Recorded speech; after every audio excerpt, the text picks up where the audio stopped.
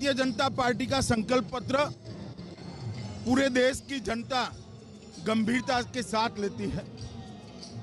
हमने घुसपैठ मुक्त बंगाल का वादा किया है, भ्रष्टाचार मुक्त बंगाल का वादा किया है, महिला सुरक्षा से युक्त बंगाल का वादा किया है। हमने सोनार बांग्ला की कल्पना की है, जिसमें बंगाल के सांस्कृतिक वैभव को पुनः एक बार हम आसमान को छूने तक ले जाएंगे। और मैं मानता हूं जिस प्रकार की अराजकता यहां पर हुई है, तुष्टीकरण ने अपनी सारी सीमाएं लांघ दी है।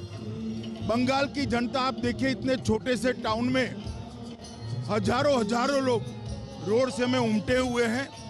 यही बताता है कि बंगाल की जनता परिवर्तन के लिए तैयार है। यहां 200 से ज्यादा सीटों के साथ भारतीय जनता पार्टी की सरकार बनने। तो आप कह रहे हैं कि अभी भी 200 सीटों पर आप अटके हुए हैं, अब तो कुछ ही दिन में वोटिंग होने वाली है। मेरा अगला सवाल आपसे यह है कि क्या सीएए को लेकर मन में कोई दुविधा है? वरना हर जगह आप नहीं दहाड़ रहे थे। मैनिफेस्टो के दिन कह दिया कैबिनेट का पहला फैसला होगा, और कांग्रेस कह रही है सर कि आप असम में कुछ और कहते हैं और यहाँ पर कुछ और कहते हैं। देखिए, सीएए के बारे में हमने स्पष्ट करा है कि बंगाल के अंदर और देश भर में जो करोड़ों शरणार्थी हैं, उनको नागरिकता का सम्मान भारतीय जनता पार्टी की सरकार देगी।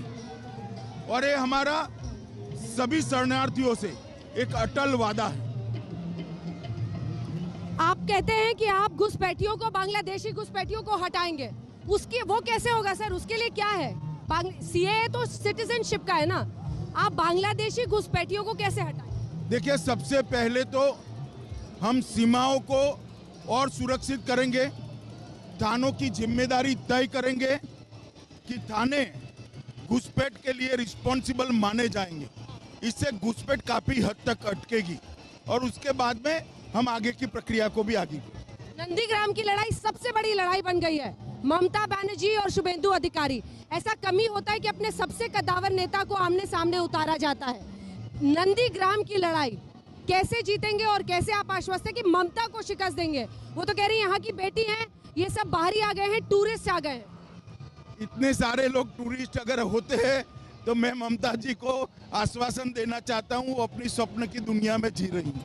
लेकिन क्या ये बाहरी वाला एक मुद्दा है अमित जी, जो आपको लगता है थोड़ा सा कहीं बैकफुट पर आपको डाल रहा है? बंगाली भाषा को हम हर जगह लागू करेंगे, आपको ज्यादा असर्ट करना पड़ रहा है कि हम बंगाल के लिए सब कुछ। नहीं, बंगाल का मुख्यमंत्री बंगाल का ही धरती पुत्र बनेगा, कोई बाहरी बन ही नहीं सकता। मैनिफेस्टो आपने जारी किया, इस पर का एक गुजराती आए और उन्होंने मैनिफेस्टो जारी कर दिया, क्या जवाब हो? देखिए, ममता जी समझ नहीं रहे कि भारतीय जनता पार्टी राष्ट्रीय दल है, तो हमारा दल हर राज्य में चुनाव लड़ता है, इससे कोई बाहरी नहीं हो जाता।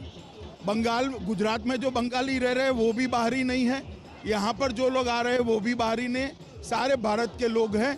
जहाँ तक बंगाल के मुख्यमंत्री का सवाल है, बंगाल का धरती पुत्र ही बंगाल का मुख्यमंत्री बने। आज पुरुलिया में सर उन्होंने रैली में अपने चोट की बात फिर छेड़ी और कहा कि बीजेपी मुझसे डरती है, मेरे पैर ठीक थे, वो भी मेरे पैर शब्द कर दिए। उन्होंने ये शब्द कहा है, साजिश रची है ताकि मैं निकल ना पाऊं, लेकिन मैं फिर भी लड़ूं। मुझे लगता है कि उन्होंने अपनी मेडिकल रिपोर्ट सार्वजनिक करनी चाहिए। मेडिकल रिपोर्ट में क्या सार्वजनिक किया? क्या कह रहे हैं? मेडिकल रिपोर्ट में क्या सार्वजनिक किया? सार्वजनिक करनी चाहिए। अच्छा, करनी चाहिए आपको लग रहा है? चोट से क्या सियासी फायदा उनको मिलेगा सर? मैं नहीं मानता। जिस प्रकार का रिस्पांस आज सुबह में एक छोटे से द्वीप पर गया था, 40,000 से ज्यादा संख्या चिलचिलाती धूप के अंदर बैठी थी, मैं नहीं मानता उनको फायदा मिलने जा रहा है। आप एक कैमरा जरा पब्लिक को में घुमाइए, हजारों लोग इतने छोटे से टाउन के अंदर परिवर्तन के लिए इकट्ठा हुए हैं, ममता को हटाने के लिए इकट्ठा हुए हैं, मोदी जी के समर्थन में इकट्ठा हुए हैं। अभी भी आपको भरोसा है सर पूरे 200 सीट का? आज भी 5 दिन पहले वादा है आपका? जी जरूर, हम 200 से ज्यादा सीट। एक आखिरी सवाल सर, महाराष्ट्र पर, अनिल देशमुख महाराष्ट्र पर, महाराष्ट्र के गृह मंत्री पर गंभीर सवाल लगे। पूर्व कमिश्नर ने चिट्ठी में लिख दिया, जब इस तरह से हफ्ता महीना वसूली 100 करोड़ वसूली की बात हुई, बतौर गृह मंत्री आप इसको कैसे देखते हैं? देवेंद्र फडणवीस होम सेक्रेटरी से भी मिल रहे हैं। क्या केंद्र सरकार हस्तक्षेप कर सकती है? और पुलिस पर ऐसा आरोप लगना कि महीना वसूली करते थे, इस पर बतौर गृह मंत्री आप क्या कहेंगे?